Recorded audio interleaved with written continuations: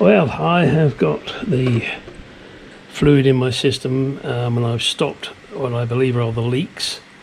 So now I need to bleed the whole system again. I'm going to be using my bleeding kit here, which attaches to the compressor, and then this end goes on to the caliper, and the filler up bottle is there with a special adapter to hold it into here, and when I turn this valve on it will feed brake fluid into there, so that I don't run out. Turns out I have a problem, Houston.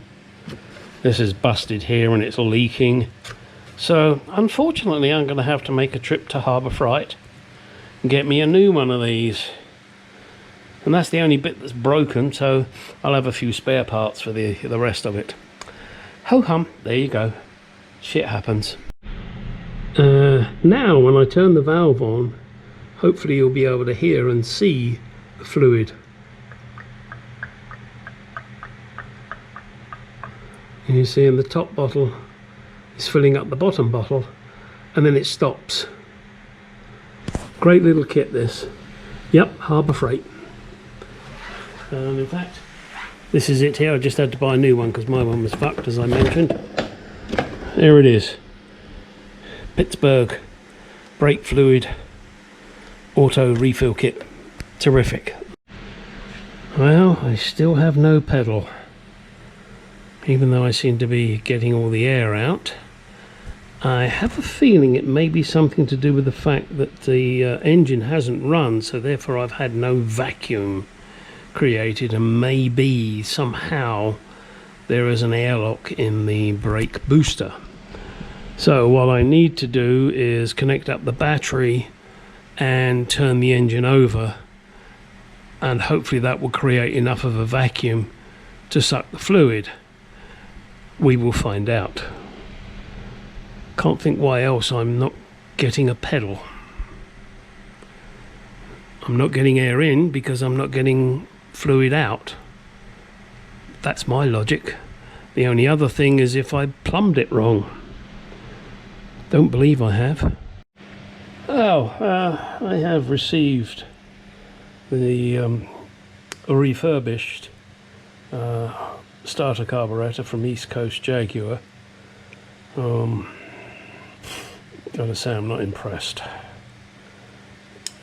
Looks like it'll work. It's been given a sandblast, but they put a rusty screw in, and for what this cost, you think they could have forked out for a nice stainless steel screw.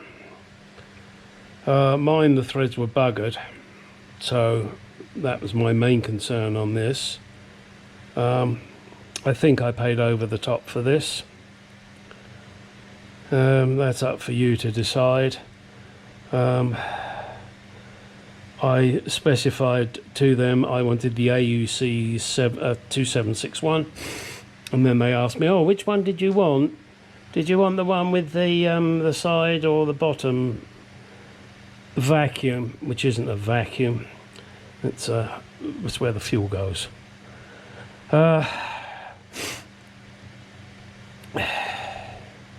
Well, there it is. And as I said, I think I paid way too much for it. And they didn't even clean up the terminals properly. I'm very disappointed, to say the least. Yeah, well, that's what happens. So as long as it works, then I'll be okay. If it doesn't work, then I'm really going to be pissed. I'm going to try and repair my other one and sell it, not for what I paid for this thing, but I'll sell it at a cheap price as long as I can make sure that it functions. There you go, another little, not even Chinesium crap, this is Delaware crap. Why am I not surprised?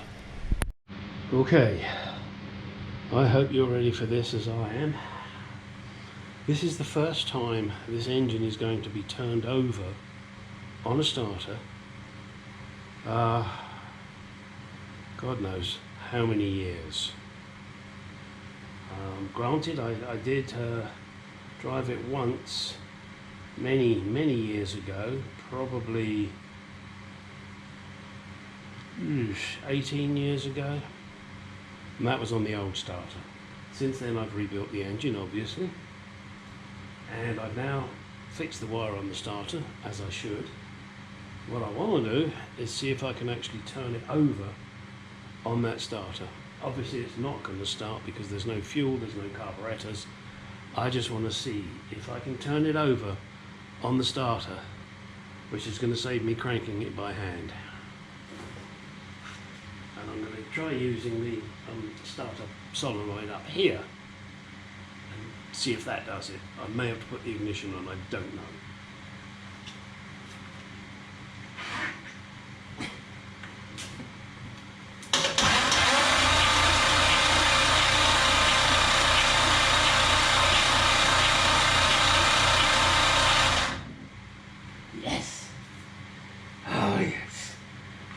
Yes. Oh, and I could feel air coming out. I've taken all the plugs out, so I could feel air coming out. Oh, that's good. Now, if I do it from inside, I wonder if I'll be able to see oil pressure. That's maybe optimistic, but let me go try that. I don't think I'll get oil pressure somehow, but hey, you never know. Okay, where's the oil pressure gauge? That one there. Ignition on. Okay, let's try.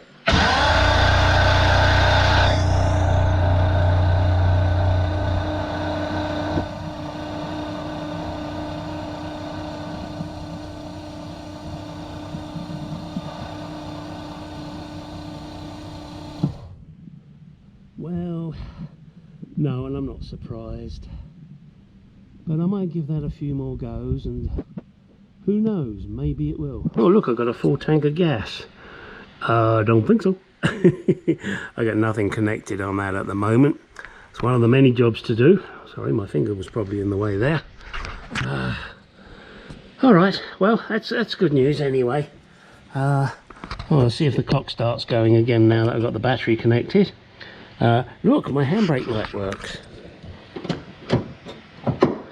See, look.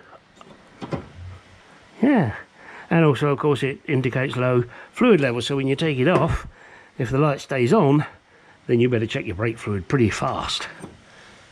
Okay, alright, hang on a second, let's just look through. Okay, so the clock says almost 11. Let's see, let's turn the ignition off, I don't want to burn out my coil. Yeah, the fuel gauge didn't even change then. Or my ammeter or the water, and I must admit they're not sitting on 0, but then again they've had no proper signals through them, so I'm not really worried about any of that until I get the engine started. Oh shit, that's great news. Okay, still got to figure out the throttly stuff, but that won't be dealt with until I've got the carburetors on. Obviously I have this out at the moment because I'm bleeding the brakes. I think that's my next task, is to have a go and see if I can get some pedal. I've got no pedal at the moment still, and that's one of the reasons I was hoping that turning the engine over would perhaps create a little vacuum. But with the plugs out, that's probably not likely. So I guess one of my next tests will be to put the plugs in, see how the engine turns over with the plugs in. I wanted to do it initially without, just to make sure that it would turn over nice and easy. So let me do that, let me do it with the plugs in. Maybe that'll create a little vacuum, who knows, and maybe that vacuum will then help the brakes work. At the moment, as I said, I have no pedal, but that doesn't mean there's not air still in the system. Remember, it's a completely new system, and you know, those things happen. I may have to do the old man method and pump the pedal and crack the nipple. Pump your pedal, crack your nipple. I'll have to get my wife to help me there. No, I won't touch her nipples because that's not right. Not while you're trying to get work done. Okay. Oh, well, that's good news. All right, let me get on and do that. Let's do two things here. I've now put the plugs in, so let's test the starter with the plugs in, see how she sounds.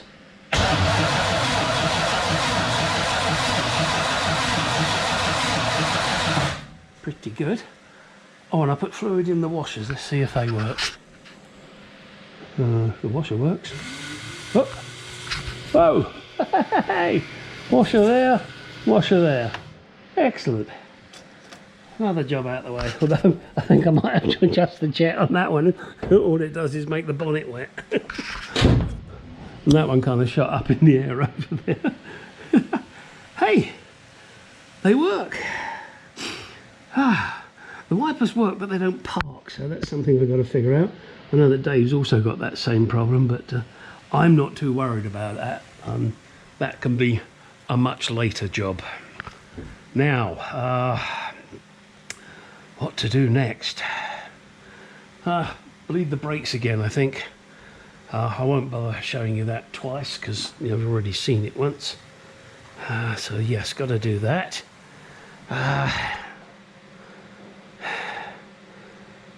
Oh, I don't know if I ever showed you guys this. I think I probably did. These are what I'm doing to keep the leads nice and tidy down here. That's the one for the first two. Obviously for the next two, I'll probably put one on about here somewhere. And then there'll be a couple, one there, maybe.